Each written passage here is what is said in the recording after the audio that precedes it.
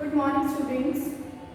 Welcome to our channel. Today we are going to start chapter number 10, Transportation in Plants and Animals, next part, that is excretion in humans. So our topic is excretion in humans. Now the first question that comes to our mind is, what do you mean by excretion? Excretion means the process of removing the waste products from our body. जब हम अपनी body से waste products को बाहर निकालते हैं तो that process is known as excretion process. You can relate excretion to urination. Okay, excretion is related to urination. One more common term you have used in your previous chapter was that is egestion. But there is a difference between excretion and egestion. Egestion में भी हम waste products को ही remove करते हैं, but egestion is related to shitting and excretion means urination. Okay, so what is the next topic, that is excretory organs. अब देखो ये जो excretion का process है इसको करने के लिए हमें कुछ organs की भी जरूरत पड़ेगी. ठीक है, तो ये organs कौन से होंगे? What are these organs which help in the process of excretion? These are the excretory organs. तो अब हम क्या कह सकते हैं कि excretory organs वो organs होते हैं जो हमारी help करते हैं to remove the waste products from our body. Okay, means the organs which help in removing the waste products from our body are known as excretory organs. Okay, and excretory organs include lungs, skin, kidney. ठीक है, इसमें क्या क्या आता है हमारे पास? lungs आते हैं, skin आते हैं, kidney आते हैं. अब जो lungs होते हैं we all know कि जो respiration के बाय प्रोडक्ट्स थे या एंड प्रोडक्ट्स थे उसके अंदर हमारे पास एक वेस्ट प्रोडक्ट होता है दैट इज कार्बन डाइऑक्साइड. अब ये जो कार्बन डाइऑक्साइड होती है how it is release from our body, ये हमारी बॉडी से कैसे बाहर निकलेगी? So for that we have our lungs. Lungs help in the process of removal of carbon dioxide from our body. Okay, then next is the skin. अब जो skin होती है हम लोगों को जनरली स्वेटिंग होती है. ठीक है, स्वेटिंग होती है तो हमारी बॉडी से वेस्ट प्रोडक्ट्स बाहर निकलते हैं. अब ये वेस्ट प्रोडक्ट्स क्या? Like the water. ठीक है, वाटर भी हो सकता है, सॉल्ट्स भी हो सकते हैं, यूरिया भी हो सकता है. So all these are remove with the help of our skin also. ठीक है, ये सब किससे रिमूव करते हैं हम? With the help of our skin. ठीक है, in the form of sweat. In the form of sweat.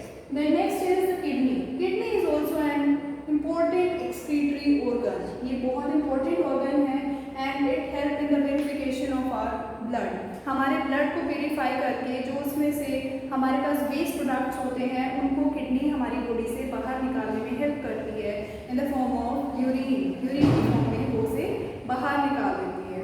And our urine comprises of nitrogenous substances like urea, uric acid. अब यूरिन में ये सारी चीज़ें प्रेजेंट होती हैं. These nitrogenous waste are present in our urine. अब जो kidney है ना वो हमारे इन वेस्ट प्रोडक्ट्स को हमारी बॉडी से बाहर निकाल देती है.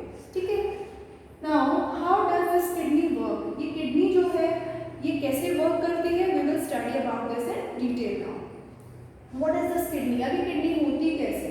Kidney is usually paired and bean shaped organ. Shape इसकी कैसी होती है? जैसे राजमा होती है ना उसके जैसे इसकी शेप होती है. It is bean shaped organ.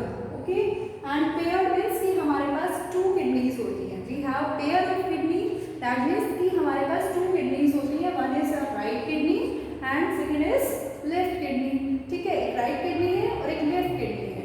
And where what is the size of this kidney? Size कितना होता है? जनरली हमारे जो किडनी का साइज होता है वो 10 सेंटीमीटर लॉन्ग होता है एंड 5 सेंटीमीटर वाइड होता है.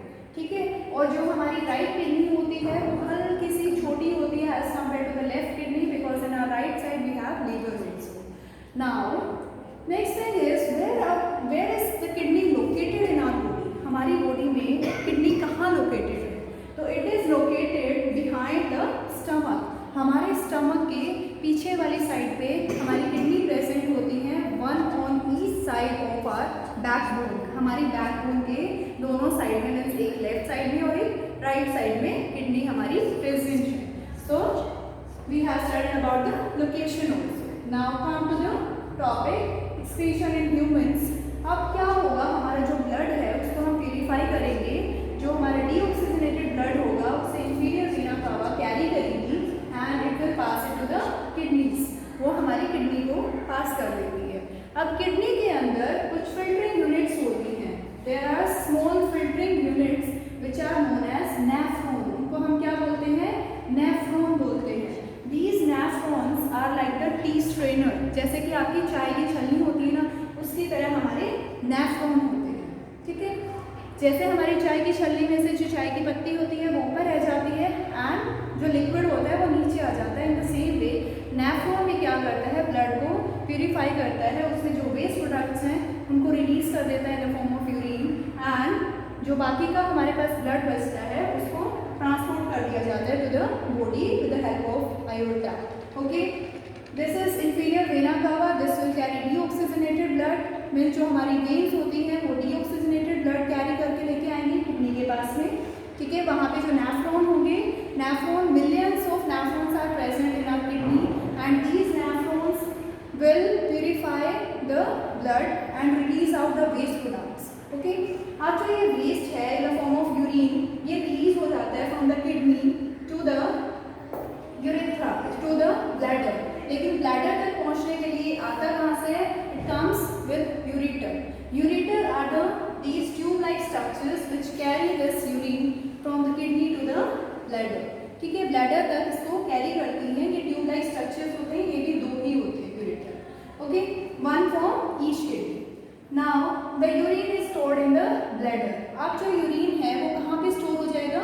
हमारे ब्लैडर में स्टोर हो जाता है। ठीक है, और जो हमारा ब्लैडर होता है ना वो नियर अबाउट 1/2 लीटर यूरिन को स्टोर कर सकता है।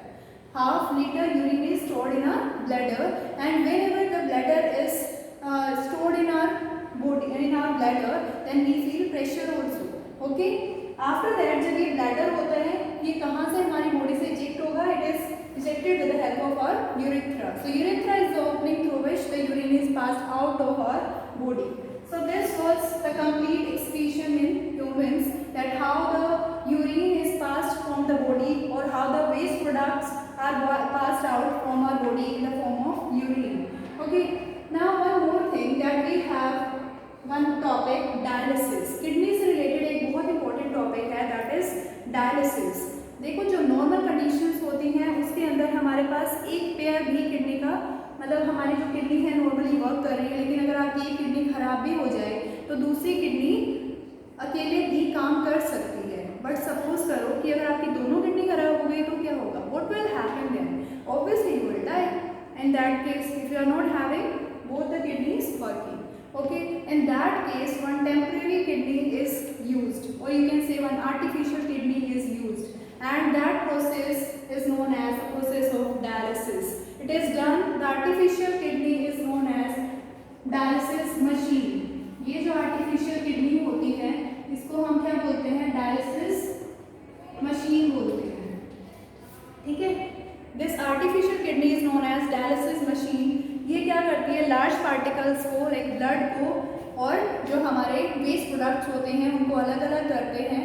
ठीक है, it is not inserted in our body. ये जैसे हम लोग डायलिसिस का जो प्रोसेस होता है उसमें क्या किया जाता है? जो हमारा पेशेंट होता है उसकी ब्लड की क्लीन, उसके ब्लड को क्लीन किया जाता है with the help of this dialysis machine. यानी कि इस आर्टिफिशियल किडनी की हेल्प से हम उसको क्लीन करते हैं उसके ब्लड को। ठीक है, at a particular period of time. Okay, so that the person can survive more. Okay, so this complete your topic excretion in humans. Now we will study about excretion in other animals. Okay, so let's continue.